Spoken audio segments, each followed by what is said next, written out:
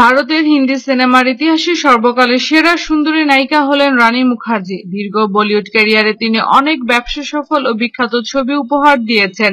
গ্ল্যামারের পাশাপাশি অভিনয় দক্ষতা আছে এমন নায়িকাদের মধ্যে রানী মুখার্জির অবস্থান প্রথম সারির দিকে। ভারতের সবচেয়ে সফল এই নায়িকার ক্যারিয়ারের শুরুতে জীবিকা হিসেবে চলচ্চিত্রকে বেছে নেওয়ার ব্যাপারে উচ্চবিলাসী ছিলেন না।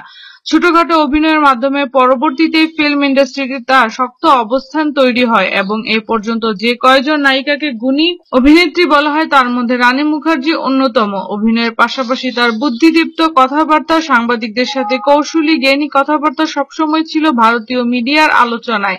এছাড়াও তিনি সামাজিক যোগাযোগ সাইট টুইটারে প্রায় বিভিন্ন বিষয় নিয়ে মন্তব্য করেন। ঠিক তেমনই একটি টুইট বার্তা বর্তমানে মিডিয়াতে ভীষণ হইচই ফেলে দিয়েছে, আর তা হলো তিনি হযরত মুহাম্মদ সাল্লাল্লাহু আলাইহি সাল্লামকে নিয়ে মন্তব্য করেছেন। রানী মুখার্জি লিখেছেন, হযরত মুহাম্মদ সাল্লাল্লাহু আলাইহি সাল্লাম হলো দুনিয়ার সর্বকালের সেরা মানব। এই টুইট বার্তাটি অনলাইনের মাধ্যমে শেয়ারিং এর ধুম পড়ে গেছে এবং পৃথিবীর বিভিন্ন প্রান্ত থেকে অসংখ্য মুসলমানরা তাকে ধন্যবাদ জানাচ্ছেন। যদি আমাদের ভিডিওটি ভালো লাগে তাহলে অবশ্যই লাইক করার অনুরোধ রইল। ধন্যবাদ।